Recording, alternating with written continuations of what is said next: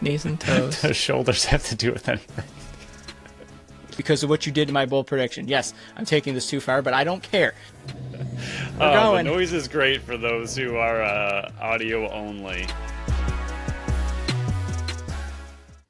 What's up, everyone, and welcome into the Buffalo Sports Collective. It is Wednesday, November 12th, 2025. As always, I am PK alongside my co-host Phil, episode 388. Before we even get started, we're recording on the 11th, so round of applause. I'm not going to hit the button because I don't want to transfer it over, but happy birthday to our co-host Phil, the big 3-4. He's officially older than I am for the next 6 months and 2 days. That's how I wished you happy birthday. You're the old man of this podcast again, so happy birthday.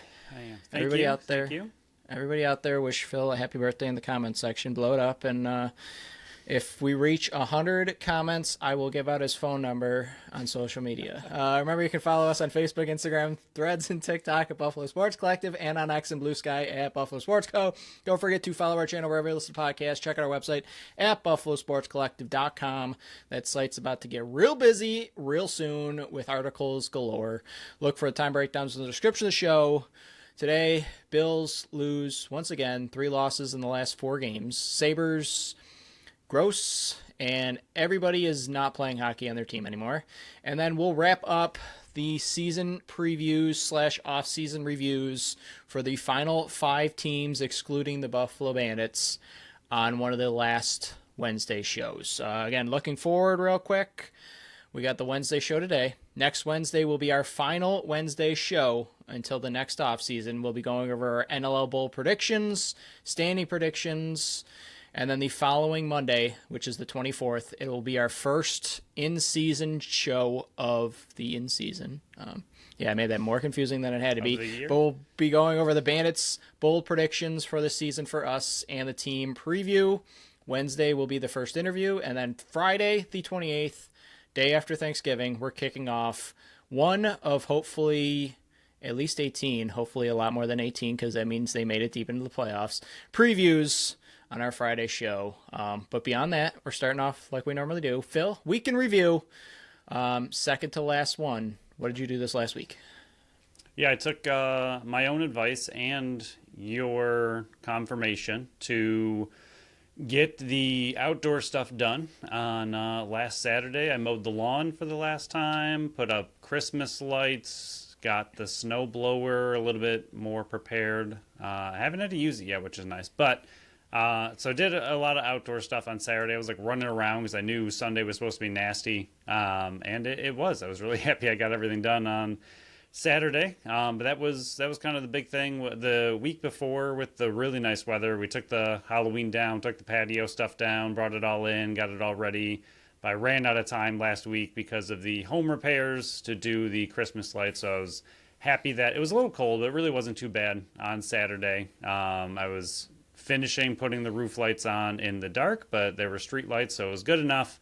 And then the next day was beyond miserable, so I was happy to get all of that done. So we are wrapped up and ready for the holiday season. I don't turn the lights on outdoors until after Thanksgiving. I was going to ask you, A, if you're doing anything lights-wise, if you ever do, or if you're going to with the new house, and B, even if you're not, were you guys a post-Thanksgiving, or turn them on when you got them up, or wing it?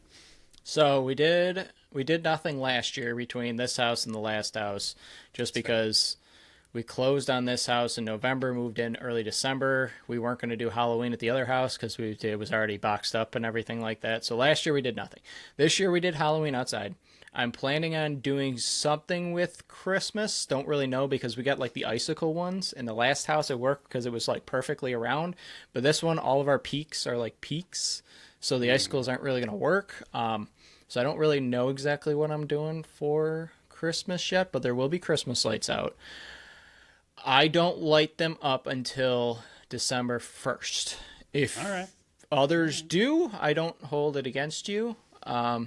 Until you're doing it in February. If you're still got them on February, then I start judging you. But yeah, That's fair. we didn't do a Christmas tree last year either because obviously still mid-move and there was no floors in the house. But this year will be a Christmas tree up as well.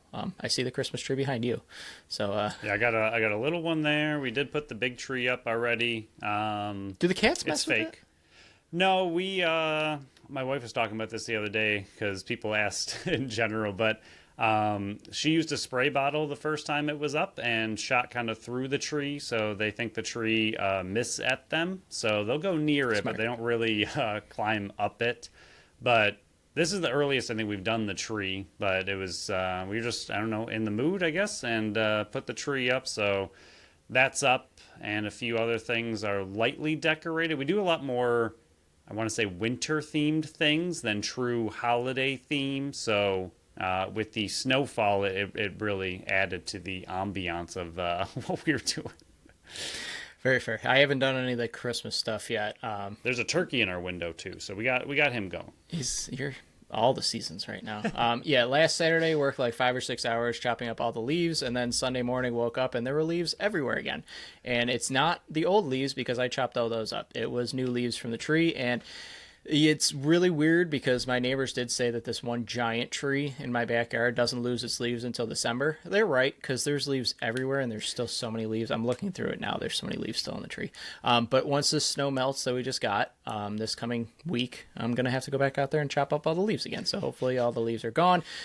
Started the demo on the downstairs bathroom. The wife is ordering all the stuff, and I have 13 vacation days still to use before the end of the year. So my vacation is going to be bathroom remodel. And they're all sporadic. Like, I don't think I work another Monday.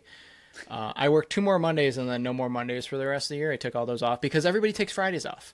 Why would I take a Friday off when nobody's going to be at work? I'll take the Monday off when everybody's going to be there. So I took all the Mondays off. That's fair. But yeah, that's a good plan. Good plan. Yeah, I've been doing it the last 5 or 6 years. All the Mondays are off. I don't work Mondays. But yeah, I'll be doing bathroom demo. Got some of the makeshift stuff done, like the chair rail's gone, the molding on the bottom's gone, the old giant handles that when they put those on, there were 2 of them, and they stripped 2 of the screws on both of them. So yeah, that was fun. There's holes in the wall now because I got aggravated. But bathroom demo is slowly coming along. And then I watched the one and only preseason game for the NLL that was on TV. But this year they posted the schedule for the preseason for week 1. And they had a game that you could watch. So, progress. Would I like one day to have all the preseason games where you can watch them all? Yes. But I'm being positive on today's show for the NLL. It's progress. And I love it. They are putting more and more material on NLL Plus, which is completely free. So I'm not complaining whatsoever. I'm very happy about it. I did enjoy the one lacrosse game that I watched. But one thing that I did not enjoy watching was the Bills game versus Miami. I love that it was 1 o'clock because I got to have the misery out of the way early and then just sit in it the rest of the day because Brooke was in D.C. visiting friends and I was watching the game alone and just aggravated. But yeah, they lost 30-13. You probably already heard all the comments already from everybody else that's talked about it, but this is our show, so we're talking about it here. Allen, 28-40, over 300 yards for the first time since week 1. 2 touchdowns, one of them was meaningless, and then the interception, 4 for 31 in rushing, and then the fumble. Cook, 13 of 50 or 53 plus a fumble, and then 5 of 24 in the receiving game. Shakir, 7 of 58. Tua shredded him, which for Tua, they did shred him because it's Tua. Achan just humiliated him, 22, 174 and 2, 6 for 51. I have him in fantasy. That's my one fantasy talk for the day. Although I'm 5-5, you're 5-5. We're both in a playoff spot, and we're hanging on. We're trying not to miss the playoffs because we don't want the punishment. Oh, and then no, that one's good. Yeah, that one. No, I don't want that one. Waddle, 5. Waddle, 5 for 84 and a touchdown. I only have 2 good things, and I'm going to get them out of the way quick. Bishop is progressing. He is looking like the second-round pick. Last week, it was coming out party, and I thought he continued it in this game. He was one of the very few good parts of the entire Bills. Second one, Wisnowski, the punter. When your punter is the second good and last thing that I will mention about this game, it was a puke fest for Bills versus Miami. Is there any other positives you had that I didn't list? No, not really.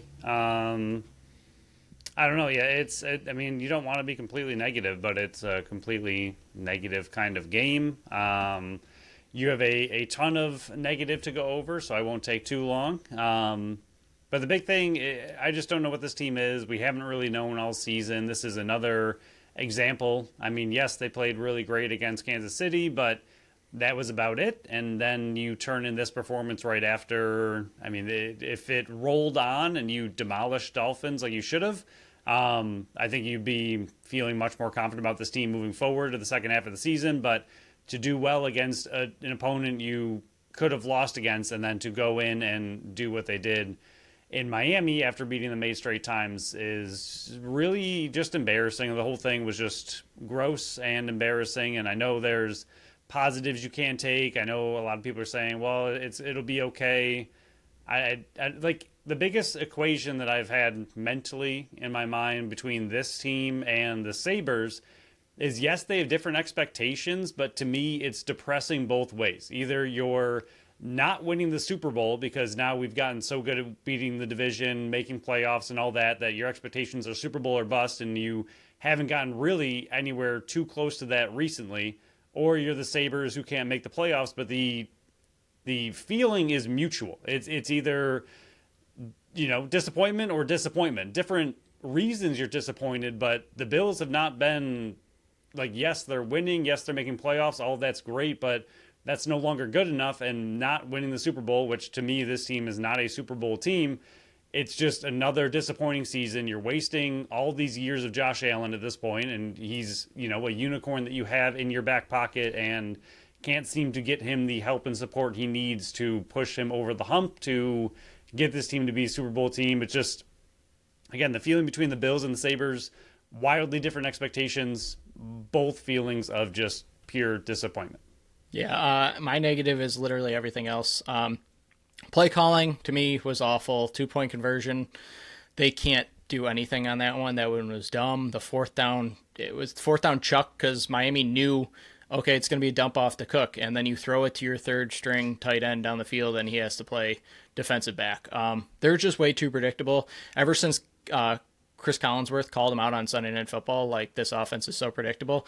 They are. It's beyond terrible. The pass catchers really can't get open, and when they do get open, it's terribly designed. I mean, that interception by Allen, when he was trying to throw it to Dawson Knox, he said he was trying to throw it to Shaver, who was behind Knox. Why are all the play designs either like it's a fade, back shoulder fade to Coleman, it's a jump ball to Coleman, or it's a bubble screen to Shakir, and then when there are designs, there's so many wide receivers in a tight little area. Like, I don't understand Joe Brady's design, and we're kind of seeing like 2 pages long. Yeah, we're kind of seeing what happened in Carolina all those years ago, where he came out with a system, it worked year one, and then it got figured out, and it was way too predictable. It's the same Joe Brady right now. So hopefully somebody in the offseason, because they're not firing him, hopefully Joe Brady gets hired by somebody else. They see, okay, we got Josh Allen, 30 points per game. Let's hire this guy. He's a young, energetic offensive coordinator. Let's get him in our system. Please, take him.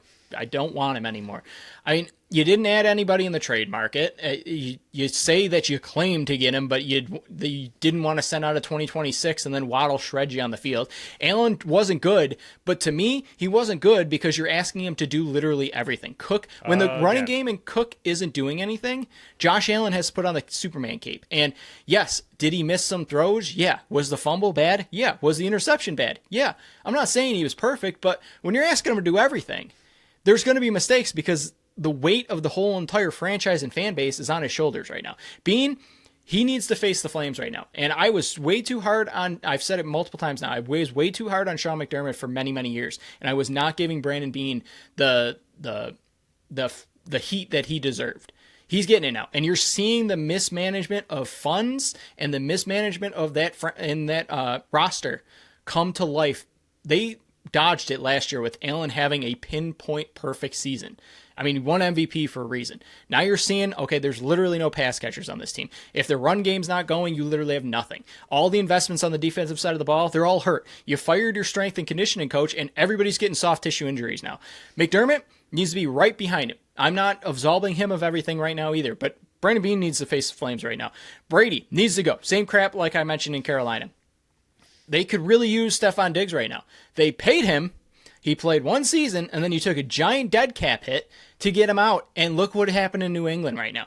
The division now is in question. I mean, you're 2.5 games behind New England right now.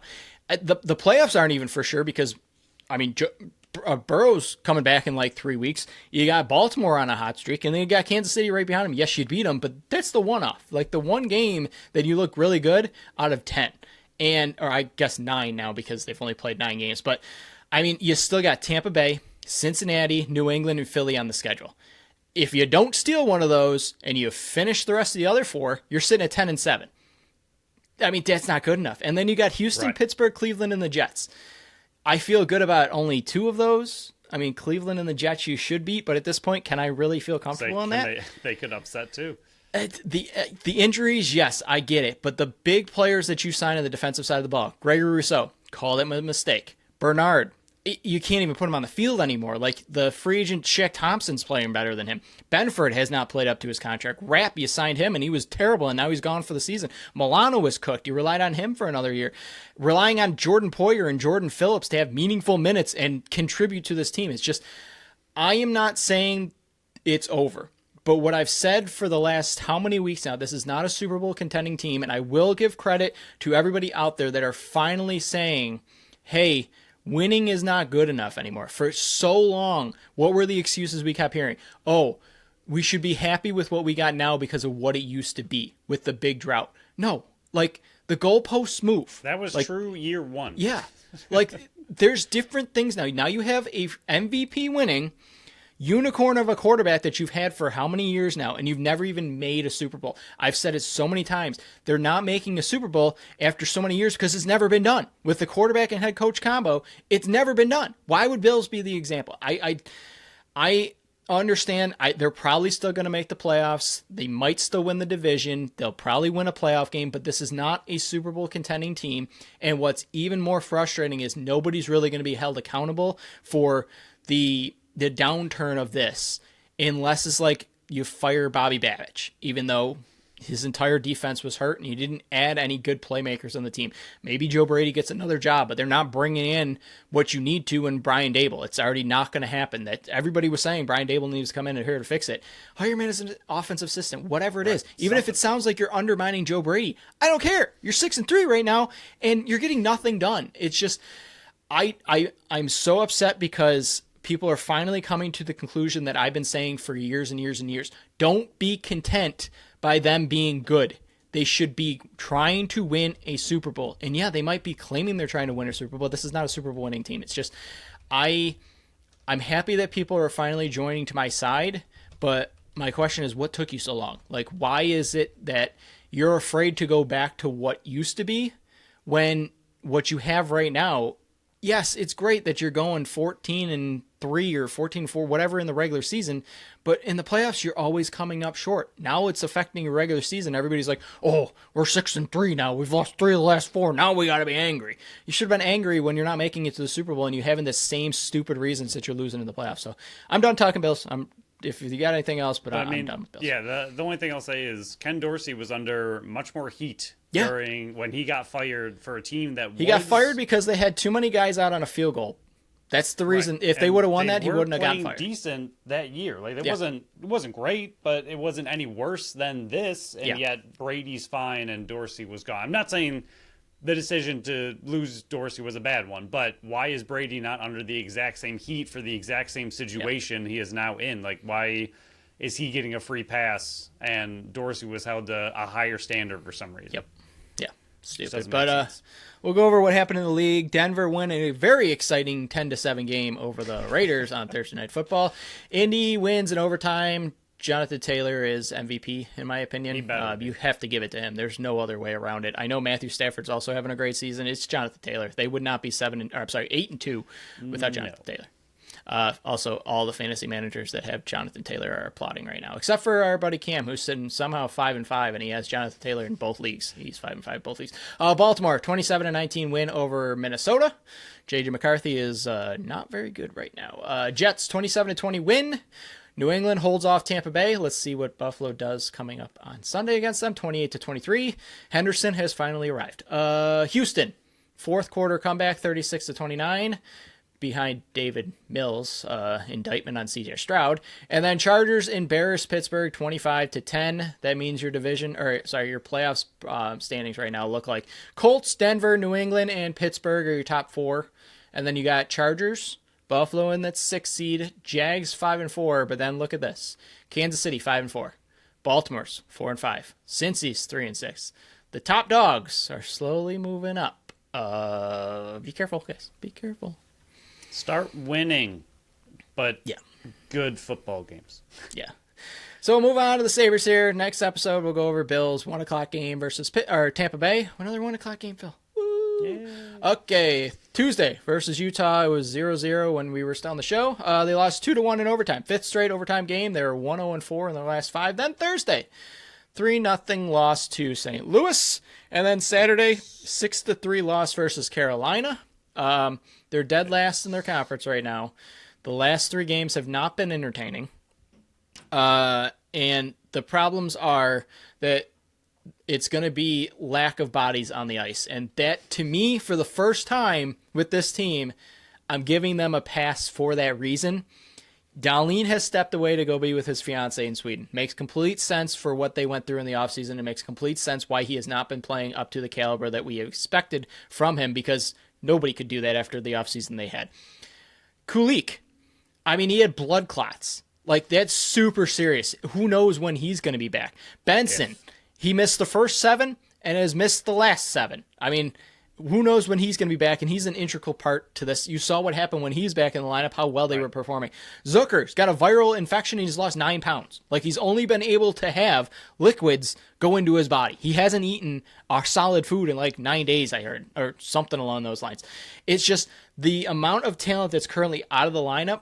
So for once, I'm giving Buffalo Sabres a pass on how they're playing and why they're playing the way they are, because so many players in that lineup shouldn't be in the lineup, because the players that should be in the lineup can't be in the lineup. So I'm giving them a pass for now because of how they were playing when those guys were in the lineup. So pass for now. Hopefully you get it figured out and turned around. Again, not expecting playoffs, but I'm expecting it to be back to fun hockey when those guys are back in the lineup. Yeah, like your one note says, I think the issue, and it could be because those guys are missing, it definitely is a big part of it, but your stars still aren't really being stars. Tage still needs to just be better. He just needs to be a more consistent leader and player on this team, not streaky. Like, that's not what he's there to be. He needs to be your alpha on this team, and he's just not really doing it. The power play has sunk into the abyss. It's not looking good. They had such a good hot streak. They started the season terrible, did really, really well, and now it's gone. And again, some of that could be due to missing some of the talented players on the power play units, but you got to be better in that area. But I mean, like you said, it's annoying to give excuses, but they're fair right now when you already don't have a very deep offense and you're missing a lot of the star talent on your offense. It hurts quite a bit. So they got 4 games until we talk about them again on next week, the final Wednesday show of the offseason. But before we dive into the last segment, going over the last 5 teams of the NLL preview, let's go over our first and only sponsor of this episode, Tap That Tap Room. Tap That Tap Room is at 363 Delaware Street in Tonawanda, New York. They are Buffalo's first women-owned self-pour bar featuring 30 consistently rotating taps, offering a wide variety of beers, sours, ciders, seltzers, and malt beverages. Check for a reel that's going to be coming out very soon about the Bandits watch parties. We're not promoting them yet because we still got a couple weeks until that happens, but they are the number one place to go watch Buffalo Bandits. If you can't go on the road trips or can't get a ticket to the home games, they are the best place to go watch because they got a ton of TVs, the sound is on, ton of other Bandits fans, and yes, they do have giveaways. So, Friday, 3 to 7, happy hour, still kicking, still going. If you want to find your new favorite beer, go there because the whole beer wall is discounted. You cannot find a better spot for that because why not try a bunch of different samplers You don't even have to fill up your whole glass. It's not like you're at another bar and you just got to ask for a full glass. This one you get to pour Something how much you you don't want like. at a discounted price. Right after that, 7 to 12, DJ Nightlight. Check out their social media sites because it will let you know what type of music they're playing that night. Saturday, 7 p.m. If you want live music, they're the place to go. Nobody Special is playing Saturday. I believe it's the 15th, I think it is. I think it's Little the 15th. rude, PK. Little rude. What? I don't know the date. Special. No, I gotcha. And then Sunday, 1 o'clock, perfect time to watch the Bills versus Tampa Bay. Maybe they can break the losing streak. That is the place to go because halftime jersey giveaway, if you feel so inclined, that is the place to go. To find out what else they have coming up, check out their social media sites, including Instagram and Facebook.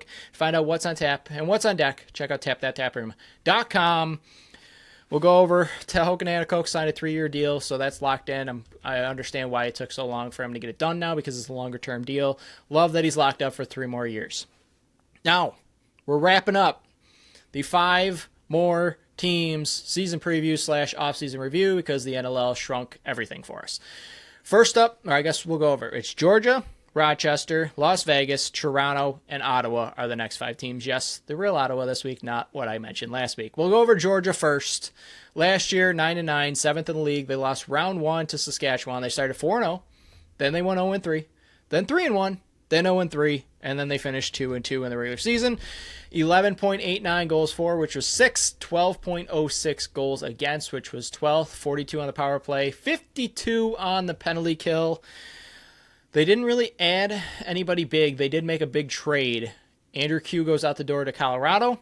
Connor Kelly comes to Georgia, but there are rumors he might not play at all this year because of his job commitments. So that's something to keep an eye on. But they also did lose Brendan Bomberry, who goes to Halifax. They brought back Jordan McIntosh. They bring back Mike Manley. I was excited to see if he would come to Buffalo, but Buffalo pretty much brought everybody back, so there's no room. Here's the kicker. They have so many UFAs still out there. They still got Liam Burns, who's UFA, Joey Capito, Angus Goodleaf. I don't expect him back, but John Rannigan, both Thompsons and Miles and Jeremy. Seth Oakes is still out there. They did not bring back, and this is what we talked about last year and why I was so frustrated, because they weren't doing anything. They were staying stagnant. Here's a clue. I don't know if they're going to make playoffs. I haven't done my predictions yet, but they are finally shaking things up for the first time in 3-4 years since we started this podcast. I'm so happy that they're actually, maybe they still will bring back these guys, but my point was they had so many first round draft picks that hadn't played for them. They had so many youth and prospects that needed to come in and earn spots or even have chance to earn these spots, and they couldn't do it by continuing to bring back the same guys. So maybe they do bring back these same guys, but it's late into camp at this point. I mean, you're midway through. The second round of games are kicking off this weekend, and you didn't bring these veteran pieces back yet. I am interested to see what the end makeup roster looks like for Georgia, but as of this moment, at 5 o'clock on the 11th, I am happy that they are shaking things up at this moment. Yeah, I mean, like you said, I think the big thing to me with this is I don't know if this roster gets it done, but the big thing is that they are turning it over a little bit, or at least, like you said, right now it seems like they're turning it over, and this was a team that was awkwardly running it back over and over and over with the same not very good results. Kind of reminds you what the Bills are doing right now. But just not, they just never were that successful. They were one of those teams last year. They were extremely frustrating, but in general, they were a team that was always right on that playoff bubble, made it, or in the middle of the pack, but once they got to playoffs, they just weren't very good. They didn't have enough firepower to get through anything. So, yes, I really like Dobson, who we'll get to in a little bit, but he's the reason to me that they were even able to get as far as they did. Their offense really hasn't been great, but they kept bringing that same team back over and over. So to see them seemingly turn things over, whether it's good or bad this season, I think it's good for the team in the long run to finally mix it up, bring in some new talent, and it might end up working out this year, but I think it takes a little bit of a step back for sure, in my opinion, but at the same time, I think it's just a good step for them to do something different and move on from some of these players. Yeah, I mean, even when you're just looking at the forward group, which we're going to go over right now, it seems like there's a youth movement coming over. And with the right side, you got Lyles Thompson. You already know what you're going to get from him. He's an MVP-type caliber player season after season after season. But then you got Connor Kelly. Does he play this season or doesn't he? There's a lot of rumors out there that he's not going to be there. So if he's not, you got Caleb Benedict. He's a former 19th overall pick in 2023. Keenan Moon, 41st this last draft. Jake Taylor, 31st overall pick in 2023. Carter Page, 23rd overall pick in 2024. That's it. That's for the righties right now, and that's just forwards. Maybe they bring up a transition player and try to play him more in the forward group. That's to be determined right now. But this, you got to remember with Georgia, that is Buffalo's first opponent in week 1. So I think getting Georgia game 1, not just because it's banner raising night and at home and everything, but they're still going to be trying to figure out what this team is. It's not like you're getting a Vancouver, or I shouldn't use Vancouver as an example, Halifax, or a Saskatchewan that already knows what they got right now. Georgia's going to take some time to figure it out. You look over at the lefties. Yeah, you got Brian Cole, and you got Shane Jackson, but no more Andrew Q over there. You got Zach Miller, who did re-sign, but he missed all last year. Then you got Nolan Byrne, 8th overall pick this last draft, and Richie Connell, who's coming in 56th overall pick in 2023. So this youth movement for Georgia on the forward group is definitely going to be something to watch, because it could go one of two ways. It can be big surprises that these guys have the opportunity to step up and they do, or it could be, okay, this is going to be a long season. This is going to be them trying to figure out, okay, what do we have beyond Lyle, Shane, and Cole? Like, is there anybody else that's going to step up? I do still like Benedict. I think he's a big boy. I think he can be that second fiddle to Lyle Thompson if Connor Kelly's obviously not there. But now that you got to be called upon, it's a big difference than coming in and not having expectations. Now, when expectations are on you, how do you go out there and play? Yeah, and it's going to be very interesting. Again, like, this team as a whole, not terrible last year by any means, but the offense has always been very hot and cold. Like, one of the biggest issues we had with them last year was that they just didn't have a consistent offense. They'd have a really, really good game, then all of a sudden not be able to score even 7 or 8 goals. So I think you're probably going to see that again if you have this youth movement where they'll have their streaky good games and then streaky bad games. But I don't know. It's hard to, especially if Connor Kelly's not there. Like, even if you like Benedict, I don't think he's going to be able to replicate what Kelly can do or does. So if he does sit out or can't make it to this team, I think they're going to struggle on offense. But in the long run, again, I do think it's the right move. I think they're making the right moves for the team. I just don't know how well it's going to go this season. So when you're looking at the defense and goalie position, obviously you got Brett Dobson in net. But behind him, are you going to go Laval Prayar? I butchered his last name, but he was his 22nd overall pick last year. Didn't play at all. And then you got Devlin Shanahan. I expect Shanahan's going to be the backup out there until the time comes when the youth movement comes in. But it comes down to Brett Dobson. Can you get more consistent play out of him? Because I thought he was too up and down last year. I don't think he was happy with his season whatsoever. But then you're looking at the defense right now. Beyond McIntosh, Manley, and Wiedemann, it's very, very young. I think your next most veteran piece is Van Scheppen, who was the 10th overall pick 3 years ago. Then you get Jeff Henrik. I love his game, but now he's going to have to step up into a bigger role. You got Jacob Hickey, who I really liked his game when he came in last year, 8th overall pick in 2023. But then it's all youth. I mean, Alex Bean, 11th overall pick last year. You got Michael Grace, 3rd overall pick last year. You got Phoenix Lavelle. We talked about him on the draft show as well. 16th overall pick this year. Ben Tremble, he was the 7th overall pick. Does he get some time up in the forward group as well? You're looking at this youth movement on the back end. So there's going to be some growing pains from this team between the forward and the youth movement. Personally, I know I was calling for it for a while, the change on this, but it almost seems like they're like a year too late to do that. I would have liked to see some of the youth movement in the defense last year, and then you bring in the forwards this year. Having to rely on youth on both the back end and the forward group, this is going to be a very interesting season by Georgia. Again, I love what they're doing because they're finally shaking up. They're like, okay, this hasn't been working. We're finishing the same type of seed every single season. We need to shake things up. So I'm very interested to see, but I'm very skeptical to see how these young pieces develop with having big minutes handed right to them right off the get-go. Yeah, I wonder how much, I mean, I'm sure it does, but how much having Lyle Thompson on the team just affects that mentality where, like, it's hard to pull the trigger on a rebuild in a Right. way when you have a player of that caliber that Who's can already lead 32, a team yeah. who's already 32. So Same with Jackson too. He's sitting at 34. So I right. get that. So Yeah. like you said, like I mean, Vancouver kind of made that switch last year where they focused all on defense, made that all work, and now they're focusing on offense. You would have liked to see that last year, but there's only just so many years of Lyle Thompson prime, so I feel like from their management standpoint, you're just so locked in of he can lead our team to victory, and like you said, even Jackson also up there in age. So like how much time do you want to give them before you make that switch over to youth, because you want to try to drive as many good years of them as you can, but now it seems like they've finally kind of given way to the youth. But a lot of the picks you just mentioned, yes, we talk about youth quite often, especially with this team, but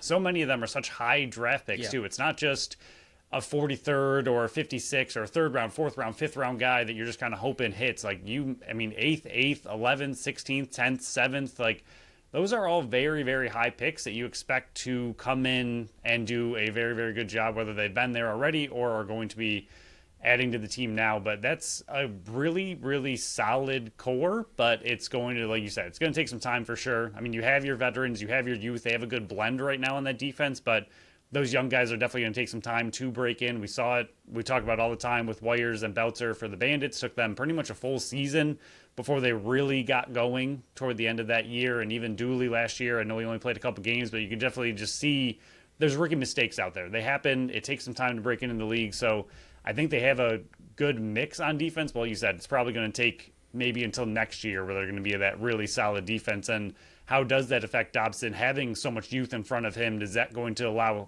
make him struggle again?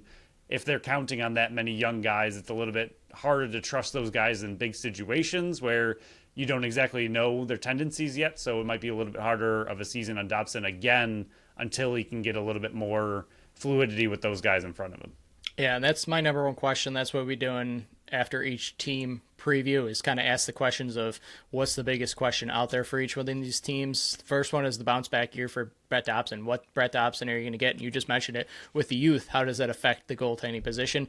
The youth movement on the team, is it real, or are we going to see in a couple weeks that they bring back all these defensive players and the forwards on the front end as well? I mean, there's some big names out there, and Burns, Rannigan. I mean, there's a lot of big names on the back end that are still unsigned, and then been calling for 2 years. I mean, for change, do we officially get it? So it's a lot of youth, and are they good with it in camp? I feel like after this weekend of games, if they're not happy with what they see, I could see them reaching back out to these guys that aren't signed. I'm surprised other teams haven't taken a shot at them as well. But we'll move on to Las Vegas. I think they were the biggest improvement this offseason. And I'm not calling for them to be the best team and have the best offseason, but I think they did the most this offseason to improve where they were last year going into this season. I think Las Vegas killed this offseason. Joe Tsai finally went, okay, go spend my money for Vegas. We need to win here. And I think Sean Williams knows his head is on the line here. If you do not win, you might not have both GM and head coach position next year. I mean, he's got to win this year. 4-14 last year, which was dead last. 0-4 start and 2-9 in the final 11.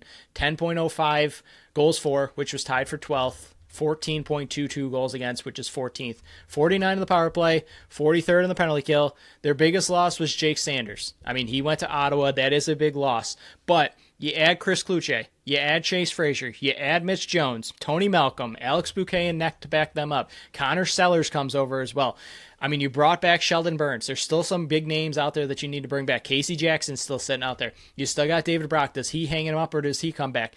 But the biggest hang right now, and the rumors have been out there with him going to Colorado, Jack Hanna. Like, what happens with that situation? He's currently in RFA right now, but he can do the same situation. Is like, yeah, he doesn't control his rights. Las Vegas has it, and Las Vegas isn't just going to give in to his demand. They're going to need a haul for Jake Hanna, but all those moves, and then you take out a Jack Hanna from that lineup, it's going to hurt. Like, it's going to hurt not having him, regardless of how many pieces they added. But they absolutely destroyed this offseason. Their offense is going to be so fun to watch. And we're going to go into the defense and goaltending in one part of it, but just go over the offseason overview here.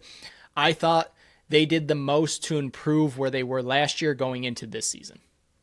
Oh, for sure. I mean, yeah, you can look at Vancouver for sure, but they were already a really, really good team and were already kind of on their way. But They went from an A to an A plus. Vegas went yes, from like an F to like a B. Like, yes, which is huge for them. Like you said, yeah, I mean, they haven't been able to get things together for the last few years now. They've kind of been at the basement for a long time. They've been in games here and there for sure. But I think they needed absolutely finally to make that big swing, bring in some true free agents that make a difference on this team, not just some kind of hopefuls or banking on your young talent. They brought in some true star power that can immediately upgrade this team. Like you said, I'm not giving them a playoff position even. We'll see. I haven't also statted anything out or looked at my projections yet personally, but it's a big move. I don't think we'll see if this is the year for them to really make that big of a leap all the way into playoffs. But the big thing is that they did something, and the something they did was huge. I mean, bringing in Cloutier, Fraser, and Jones, those are massive, massive additions to any team. So to be able to bring not just one of them, but all three of them in to overhaul your offense and make this team an immediate competitor. And like you said, it's going to be fun. That's all we've asked for the Buffalo Sabres for 14 years. Have some fun, play some good hockey, be enjoyable to watch. This team is going to be very, very fun to watch. Whether they win or lose, it's going to be a good team. It's going to be an enjoyable story. So I think that's a huge turnaround from how we've felt about the Desert Dogs for a few years now. yeah, 100%. You're looking at the forward group here. Imagine if you had Jack Hanna on the right side. This is the righties that are currently in the lineup right now. You got Jonathan Donville, Chase Frazier, Kyle Killen, and Sean Wesley as your right side. Then you look over to the left, led by Mitch Jones. Chris Cloutier is your number 2. Jackson Webster is probably your number 3. I mean, if you're rolling out that lineup, say Jack Hanna does sign and is in camp and is going to play for this team. You got 4 righties, 3 lefties, and that's the group. They're going to put up close to 13, 14 goals a game. Like, this forward group is very, very good. Are they the top in the league? No. But can they be the topper tier of the league? I think so. This group can be very good once they figure it all out, because it's a lot of new pieces to add to it. Kyle Killen's only going to his year 2. Sean Wesley and Jacob Webster are just going into officially their year 2s. Kyle Killen's second year in this system, but those two were rookies last year, and I really like Webster's game. But now you're adding Chris Cloutier, who's never played with Mitch Jones. I mean, you got Jonathan Donville with Chase Frazier over there. So it's a lot of blending. It's going to take them a bit to figure out. But I think this offense can be legit and one of the better ones in the league. Yeah, the righties, if Hanna does come back, are kind of overstacked almost. I mean, they'll be able to figure it out. The Bandits often have 4 righties as well, so they'll just have to run 4. But Killen had a really, really good season last year. So to be able to push him down to a 4th is pretty impressive. That would be like Nanacook or Buchanan or Frazier. Whoever's playing 4th fiddle over with Buffalo, that's dirty. Right. I think it was Off the Crossbar. I've been listening to a lot of podcasts trying to catch up, but I think it was them that was mentioning that it's interesting that Cloutier and Frazier go over, and I'm guessing money had a lot to do with it, but one of the big things in Buffalo is that they're in shadows of top players, and yet they go to a new team and they will be in the shadow of top players and still be 2s on their team. Still a great move for both of them. Not upset by any means. Go get your money, have fun, enjoy Vegas. But it's just kind of a fun thing too. Like we always talk about, like, oh, they could be 1s on other teams, and like this was kind of their chance, and they will not be 1s most likely on this team. It's possible. I mean, we'll see what kind of mix they have. I can't see Cloutier overshadowing Jones. Fraser, if he's let out and to be able to do more, maybe. I doubt he would take over Donville, but I guess it is possible. But overall, like you said, very, very fun offense and a very deep offense, especially if they can figure out what to do with Hanna. And even if they don't, like if Hanna moves on, and it'll depend on what the return is at that point. What do they get back to help this team move forward? But wild that Hanna is forcing a hand at the age he is. Yeah, and even Patra can take some snaps up top. I think I'm interested to see, do they want him on the back end to help out there, which I think they do need more help back there, or do they want to run him out as a lefty forward? So it's going to be interesting to see what they do with Patra. I mean, Connor Kirst is back. Dylan Hutchinson's back there. I think their defense is a little bit better than I was giving them credit for to start this offseason, just based on, I mean, they bring in John LaFontaine from believe he was in Ottawa, if I remember correctly. He comes over. You got Brandon Goodwin who comes back. You add in a Tony Malcolm. So the defensive, and Connor Sellers, I think, is a big addition as well. Former Bandit Jordan Storos is there now as well. So I do think that they do have some nice pieces on the back end. They don't have a number 1A big-time player back there unless Adam Patra's staying back there. And that's another reason why. It's kind of like Ian McKay for me. Ian McKay was just so dangerous and filthy on the back end, but he's just so good at the forward department. Now that you don't have Chris Cloutier, he's got to be a full-time forward. I think, to me, Adam Patra adds more value to this team based on what they did with the forward group if he plays on the back end. So to me, in the transition game and then stay and play, I think he would be perfect in that role.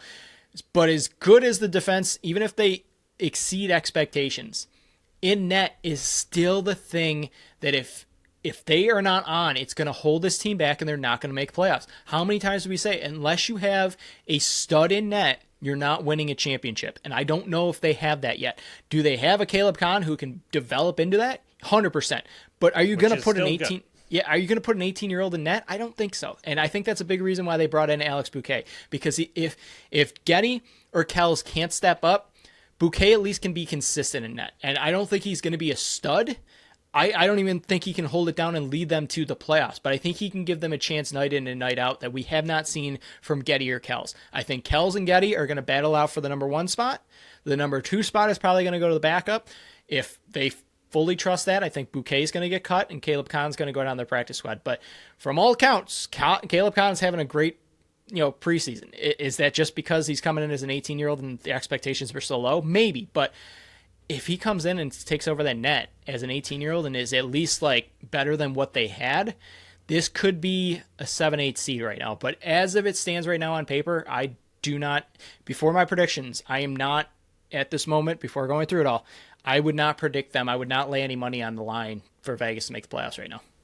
Yeah, I think it'd be tough to throw Kahn in right now. Like, is this the defense you want in front of him? Right. Is this the situation you want to throw him in? I know he's a very hard worker and he's already been turning heads in camp, but is this really, like, I mean, talking way too much about Buffalo. Risking tarnishing this guy's development right. for this. It's the Devin Levi kind of situation exactly. where, like, do you want to bring him up too early and just ruin his development for what? To maybe squeak into playoffs? Like, no offense to this team, but you're probably not going up against Vancouver or the Rush or the Bandits and playoffs in a 3-game set and taking them out. So, yes, Caleb Kahn's a great story, and I think he has a very, very bright future, but is it really something you want to rush his development for just to have a couple extra wins, maybe, if he has a really good rookie season, or do you want to give Getty and Kells a chance? I mean, figure out who the future backup is. I know that sounds weird, but it's still a very important role on a team to have a backup goalie. So if Getty and Kells can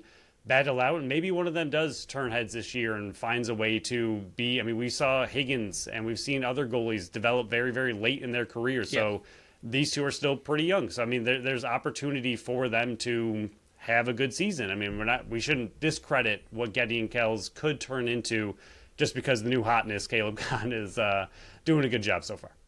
So my questions to this one, who's the goalie? Obviously, that's the number 1 question. Who's going to be started between the pipes and can they carry with it? Are we going to see improvement on the defensive end? And I'm going to add, is Patra playing out the back door or the front door? How does the offense gel? Because it's a lot of new names up there. And then the last one, Sean Williams has to win. Do they have to make the playoffs for him to come back? Is this his last year as GM and head coach? Last year is both. Last year is one of them. So it's very interesting to see what this team looks like. They're going to be one of the most interesting teams to follow this year. Next, and we're going to crank these out a little bit faster because we're almost 50 minutes into the show. Toronto Rock, last year 6-12, 13th in the league, started 0-5, won 3 straight. Everybody got hot and bothered. Oh, is Toronto back? And then they went 3-7 in the final. 10.5 goals for 12th in the league, 11.56 goals against 5th in the league, 48% of the power play, 60 on the penalty kill. They lose Corey Small. They might lose Tom Schreiber for the rest of the season, maybe for his career. Who knows about that situation? But they do bring back Nick Rose. They bring back a lot of the pieces. They had 3 picks in a row to start the draft, and they bring in 2 studs in Owen Hiltz and CJ Kirst. They brought back Billy Hostrauser, Brad Cree, 2 more years. Dan Craig, that one was a surprising one for me, 3 more years. Deals still being to be made. Tom Schreiber, again, we already went over that situation before. But I think overall, I kind of If this is your first time listening to the show, I do not hammer onto Toronto Rock. I was their biggest fanboy for a couple of years. Then last year I said they took a step back. I thought they should have fired their head coach and started new. They didn't. Then they didn't do anything because of the injuries and the missed games and everything. And I said, that's on Jamie Dowick for not fixing that when he already knew hey, we're probably going to start 0-5. Let's see how we can figure this out. And that didn't work. But it ended up working in his favor having the first 3 picks in the draft. But I do think they're bound for a bounce back season. Is it bounce back enough to get back into the playoffs? Stay tuned to next week. Yeah, I mean, I don't know. This team is tough. I mean, Nick Rose, we talk about it all the time. I know I don't want to talk about Nick Rose right away, but anytime a team has that kind of goalie, and he's been ridiculous the last few years, I don't think it's been talked about enough because, I mean, they just missed playoffs, and then the Bandits bounce them every year other than that. But he's still ridiculously good and one of the best, if not the best goalie, especially during the regular season, that's out there. And anytime you have him on the team, you have a shot to make playoffs and possibly make some noise if things click. But this offense is going to be very interesting. I think the defense is going to be solid, as they pretty much always are. But to me, a lot of the questions come down to the offense, and we'll let you run through it. Yeah, so for the righties right now, according to their depth chart, they got 3 righties in camp. And Chris Bushi, who re-signs, Josh Dowick, who had a great season last year. I mean, he stepped up big. Both Bushi and Dowick stepped up massively. And then they got Challen Rogers. He's their 3rd righty right now. And again, that hurts their back end, but if they're healthy on the back end, do they rather have him come out the front door? But Sam English is there. I mean, they have him listed as a defenseman. Maybe they slow roll it and then bring him up to the righty forward. And then Hugh Keller. I mean, he was the 20th overall pick this last draft. He's also listed on the defensive side. So you have 2 righty forwards that they got playing D right now. Are they going to slowly push those guys up? Because it's different than other teams. They're not being asked to be the number 1 or even the number 2. They're asked to be the number 3 and fill in there. So it will be interesting to see if camp goes and they're still in the back end, when do they start pushing them out the forward door?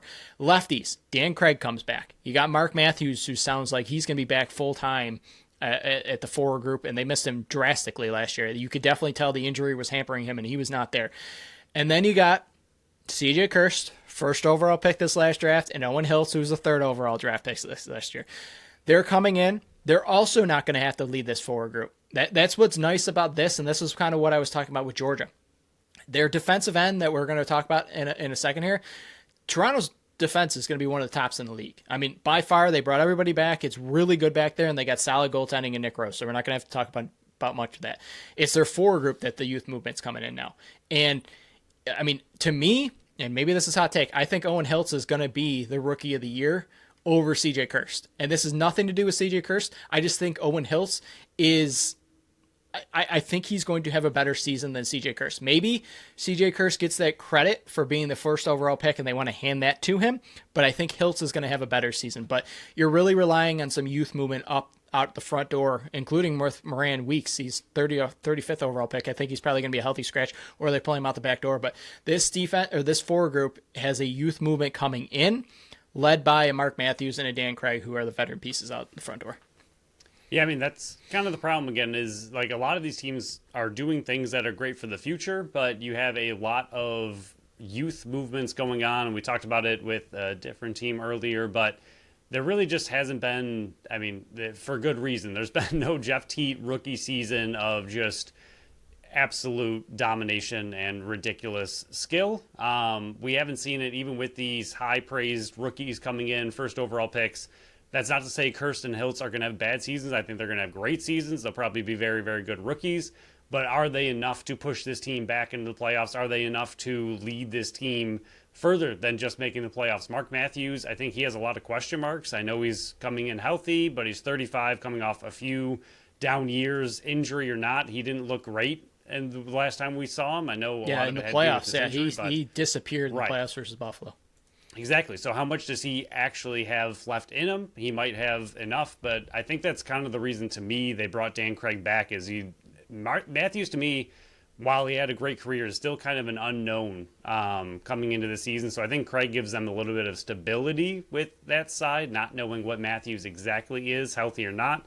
And then, like you said, that right side, Bushi and Dowick are incredible, and if they can continue on the path they were on last year and continue to get better, that's something. But the depth on the right side is interesting. I think Rogers could be good up there. I don't think he'd be a leading point getter, a leading goal getter. He does all the little things, though. He'd be more of the Kyle Buchanan style role of scooping up loose balls, getting those second chances, creating opportunities. He still scores, still gets assists. I think he'd just be more of, obviously, the depth role up there. But like you said, how much does that hamper their transition game? How much does it hamper their defense if he's not there? So I think the right side is going to be interesting to see who that third righty ends up being. And then the left side, you're decent veteran youth combo, but it's just going to be interesting to see how quickly Hiltz and Kirst can mesh and come into this league. I think it was Kirst had a really, really good preseason game, but still, when you get into regular season, it's a little bit different. So we'll see kind of how it all fits together. Yeah, we don't have to talk about the defense and goalie very much. I mean, Chris Weir signed back. Good. Justin Martin's back there. Brad Cree comes back. T.D. Erlin's probably healthy this year, although I think he's starting on the pup list. Not that Justin Martin. Yeah, not that Justin Martin, the other one. Latrell Harris, he looks like he's going to be up for some awards this year just based on what I saw in the preseason game. He flattened the one guy, Clark Walter, I think it was. He just flattened him at mid and went all the way down the field. But their back end is going to be very good. See how Elijah Gast continues to develop, because he was a guy that you drafted in the Dynasty draft, and I was like, wow, he wasn't even on my list. But Jake Darlison, let's see if he steps into a bigger role, 13th overall pick. And then, when you got Nick Rose in between the pipes, you saw what he did with Calgary, settled it down, and they got into the playoffs. But I mean, the back end, to me, it's going to be what it normally is. It's going to be very solid back there. It's just, what do you get out of your forward group? To me, that's what it really comes down to. Yeah, no, completely agree. Defense, goaltending, solid. Offense, question marks, but talent for days coming up in the future for that team. We'll go over the questions. Schreiber, I mean, I know he got surgery on both of his knees, I believe it was. Is he even on any kind of timetable to even come back this season?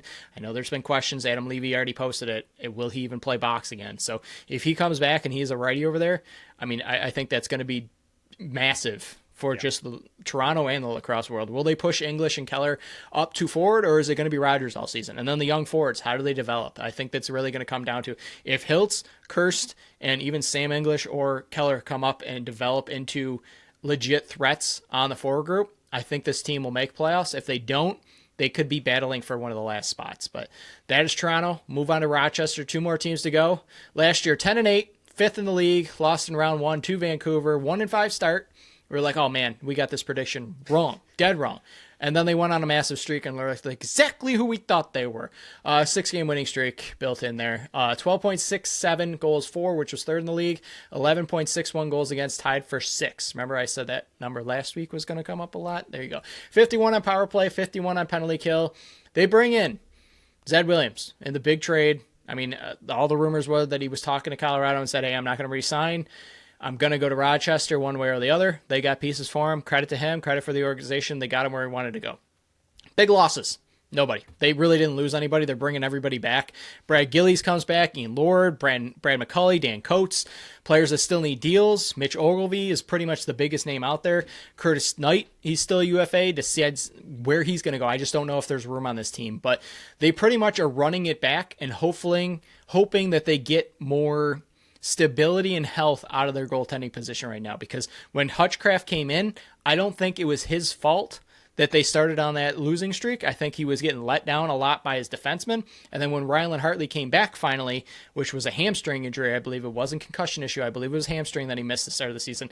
If you get a healthy Ryland Hartley, I think this team can be a legit threat.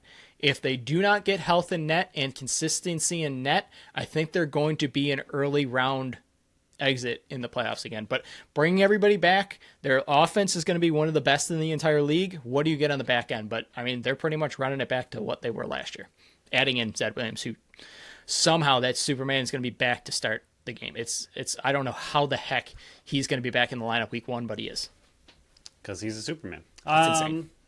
Yeah, I think he's a big addition to this team, figuratively and literally. He's a big boy. I think he'll do a lot of what that offense needs to do, which isn't too much. But Ryan Smith's going to put up 80 goals. Yeah, at least. I was not happy, like you mentioned, to see his big deal come through. I really like big Ryan Smith fan over there. Yeah, I didn't expect he would ever become a Bandit, but when you see it in paper, it hurts that much more. But no, this offense is going to be really good. I think the only real question I have is who's the third lefty on that side. I mean, Brad McCauley's already getting in fights in preseason, showing that he deserves to be on that team and fighting everybody. I like what Brad McCauley brings to that left side for sure. I think McCombie and Fields could use a lane setter, Brad McCauley style over there, but Hogg had a pretty good rookie season last year, so we'll see if he ends up being their third on that left side. The right side looks pretty solid. Overall, I think they have a really good balance to what the Bandits kind of do with a 1A, 1B on their left and right side, and then some really solid depth. So offense isn't going to be an issue. Defense has been very steady for them. I don't think they have a Toronto-style defense. The big problem we had with their defense was it was too many transition players, which are really good, and not enough stay-at-home, lockdown defenders. So with them running it back, they didn't really do anything to address that too much. But we'll see. I mean, their defense definitely hasn't been bad, but it's been more of a transition-style defense, less of a lockdown-style defense. And like you said, for goalies, it really just comes down to the health.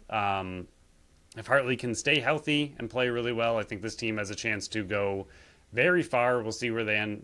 We end up ranking them, but I mean, I had them in the finals last year, and I think it's pretty much a disappointment that they didn't get there because I think they have the tools to do it, but they need goaltending to be very consistent this year in order to get there. Yeah, I think we know the 7 forward that they're going to be playing. I think they're going to go 4 righties, 3 lefties. I mean, Zed Williams, Ryan Lanchbury, Ryan Smith, and Kyle Waters as your 3 righties. It's filthy. And then your lefties are going to be Connor Fields, Thomas McConvey, and I think it's going to be Hogue. And then depending on what the lineup is, he could come out and Brad McCauley could go in. It's going to be very interesting to see how often they switch that dynamic because we saw it in Buffalo. When you got too many of the same type of players like we had with Connor Fields, it doesn't get done. They didn't actually get it done until you added a Brad McCauley into the lineup, until you added a Brandon Robinson, somebody that can set the lane and get a Connor Fields or a Josh Byrne open. So it's going to be very interesting to see, but I think they got at least their top 8 forwards locked up and ready to go with the defense now. I mean, you already mentioned it. They're running it back. If you can get Mitch Ogilvy back in this lineup, and I know he needs a deal. He missed all last year. I think that's going to add another dynamic to it. But you bring back a Taylor Jensen who's going to have another season in this system. I wanted Buffalo to trade for him last season. They lost that opportunity. He's never doing it again. I think he locked up to a 3-year deal. He's undrafted, man. Like, what the heck? Yeah. I mean, I know it's Josh Byrne's stepbrother, so the genes were there that he was going to develop into something Buffalo should have taken those genes. Yeah, Matt Gilray. I mean, I think he had a bit of a down season last year. Yes, because part of my bold prediction was he was going to win Transition Player of the Year, and it didn't work out. But Josh Medeiros, another year in the system. I mean, Thistlethwaite. I mean, he's coming in. He's the main piece that you added on the back end, 24th overall. Pacino, another year in this system. I thought he really played well in his limited role last year, 35th overall in 2023. So I'm interested to see what this development on this back end looks like. But again, similar to other teams, it comes down to net. And if Ryland Hartley can be healthy for a full 18-game season, I think this team is destined to make it to the finals run or has the capabilities to do it. If not, and he's either hurt or he has a down season, I don't think you can rely on Riley Hutchcraft. It's nothing shot on him. He's a very reliable backup, and he's a very consistent, reliable backup, but he's not going to make those big-time saves and the flashy saves, the unbelievable saves that you need him to do, unless he has great defense in front of him. So if Ryland Hartley, it honestly comes down to Ryland Hartley. If he can play the full 18-game schedule and is a lights-out goaltender, this team can win an NL Cup. If he's not, I don't think they can. That's what it comes down to, is the one piece on the back end there. Moving on. Yeah, questions for this one. Can Hogue replace Knight on the left-hand side? I think he can, but then it comes down to, does Brad McCauley also give them a different look on the left-hand side? How does that affect the already electric offense? Because sometimes you add too many pieces to the front end. I don't think it does. I think this is the right piece to free up a Lanchbury, who's the playmaker over there, to free up a Ryan Smith, who, again, I think is going to score like 80 goals this year. Comes down 1 foot of space before he snipes, so I can get him that. Zed's going to be filthy. He might not put up tons of points. I think he's probably going to hover right around 40 to 50. But if he can do the role they need him to do, God, that offense is going to be filthy. And then the health of Ryland Hartley, that's what it comes down to. Last team, Ottawa Black Bears. Yes, it is actually Ottawa this year. I didn't screw it up this time. Not Oshawa either. Yeah, not Oshawa. It's Ottawa. 8-10. Ninth in the league, barely missed playoffs, 6-4, then a 1-6 stretch. That's where they kind of lost it. 10.17 goals for, 14th in the league. When you have Jeff Teat and you're 14th in the league, it's stupid. 11.22 goals against, 4th in the league, 43 in the power play, 68 in the penalty kill. Their big loss was Eric Fennell. He goes to Philly. And then they add Tyler Carlson, who I think is going to be a very big-time backup to Zach Higgins. I don't think you're going to see much of him, but having his voice in Higgins' ears, I think it's going to be big. Jack Sanders comes over. Nick Volkov comes over from Oshawa in that trade with Tiger Clark. And then, I guess Tiger Clark's another big loss over there. But the biggest add is Rob Hellier. You finally got a righty that can hold the ball that they cannot shadow over onto Jeff Teat. Getting Riley O'Connor back, who's an UFA, that's also massive. He's a Jeff Teat whisperer. But I think having the biggest need that Ottawa had was finding a dominant righty, and they got it in Rob Hellier. I think they're counting their blessings that Hellier wanted to go back east, because I don't think there's any way San Diego would have shipped him back east unless he requested it.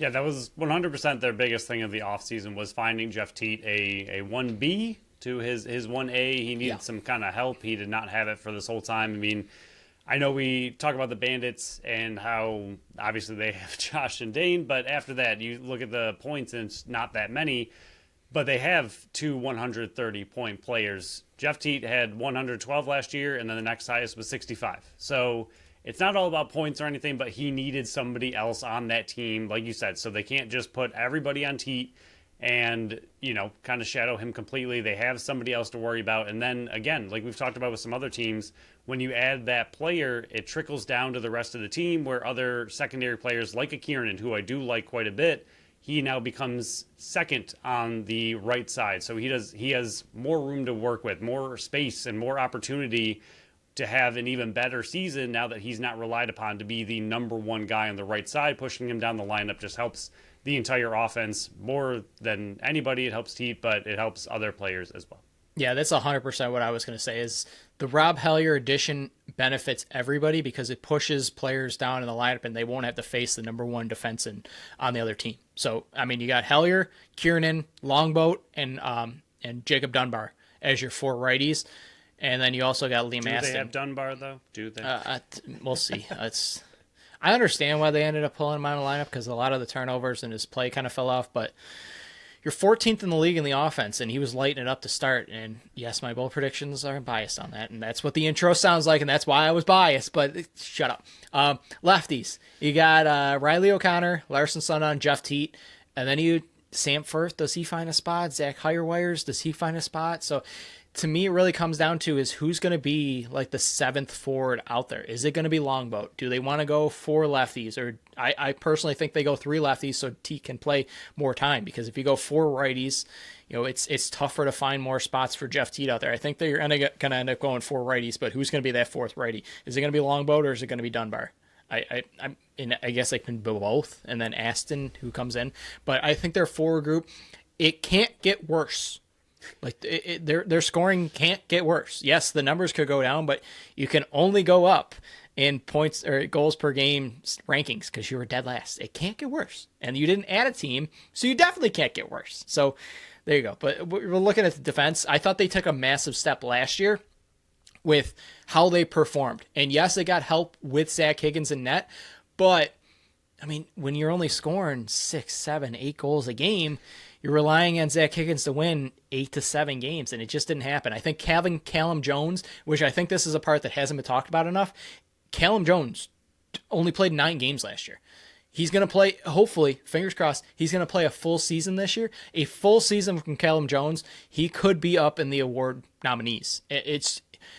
That was a piece that wasn't talked about enough. Brett Noseworthy taking that next step in the back end. They get Trent Robertson coming over. Does he find any time over there, snagging him from Buffalo?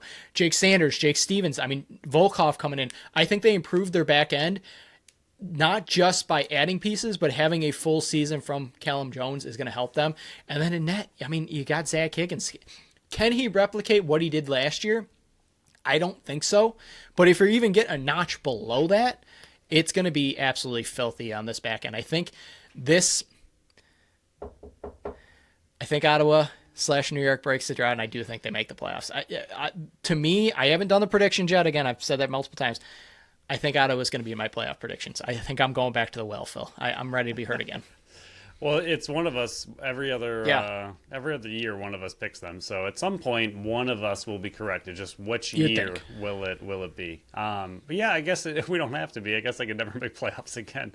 Or ever. No, not again. Ever. They've never made it. Right. That's true. The only issue I have, and not issue, concern, I guess, on the back end is so many of them are so young. So we'll see how they're able to mesh together and how it kind of all gels. I think yes, they have some veterans for sure, and Nosworthy's been around a long time now. Thornbird's been around for a long time. Brownell's been around. So they have the veterans to bring these guys along. Callum Jones, I know, is, played only a few games last year, but he's not necessarily a rookie anymore by any means, but he's still young. And some of the other players, like a Trent Robinson, if he gets in there, he's still young. So we'll see how they all gel. I do think it is better, though, and it has continued to get better every single season. So I think they are definitely on the right path. And like you said, goaltending, if Zach Higgins can get some help in front of him, can he be the guy we saw in the first half of the year, which looked amazing? And he was up for what? I think your either goaltender of the year or MVP. You had him very, very high when we did our early season awards. We had a bye week and threw that out there, and then he kind of fell off toward the end of the season, but so did the team. So we'll see what they can do in front of him, and if they can give him a little more support, hopefully he can be a little bit more of what we saw at the beginning of the year. I do think he has it in him. He just needs a little bit of help on the back end. So to wrap this up, my big questions: does Hellier fix this offense? That's the biggest question out there. Second one, another big year by Zach Higgins? Question mark. I think he can, but I think it's going to be a notch below what we saw last year. I think it's going to be it's not going to be what you saw at the start of the season. It's not going to be what you saw at the middle of the season, or the end of the season. I think it's going to be right in the middle there. And then the new voices of McRae. Can he finally get them to the playoffs? He added that big piece on the right-hand side that they've been missing since the start of their franchise.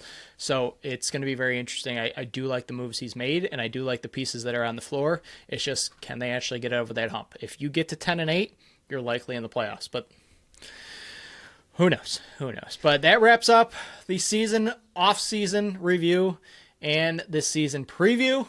Next week, NLL Bowl predictions / playoff winners.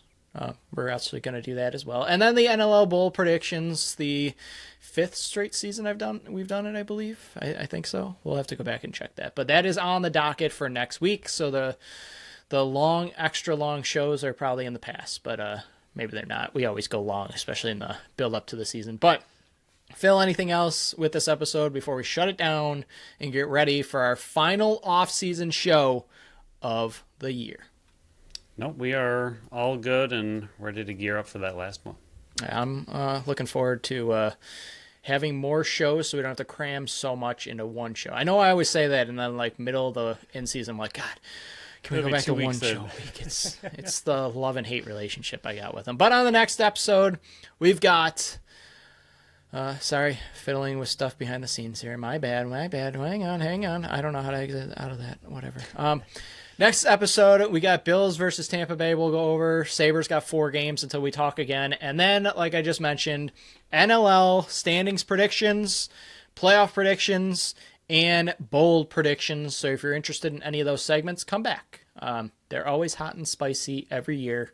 And you can maybe see me create another intro video of getting angry, because that happens a lot. But that ends up this one. See you next Wednesday for our final off-season episode. So thank you all for listening to another episode of the Buffalo Sports Collective. Thank you to Tap That Tap Room for sponsoring this episode and this podcast. Follow us on Facebook, Instagram, Threads, and TikTok at Buffalo Sports Collective, and on X and Blue Sky at Buffalo Sports Co. Visit our website at buffalosportscollective.com. Follow our channel wherever you listen to podcasts, including YouTube, where you can watch that intro made by yours truly, Phil. Follow our channel wherever you listen to podcasts. I think I already said that. And leave us a review on Apple and Spotify. Until next time. Bye-bye.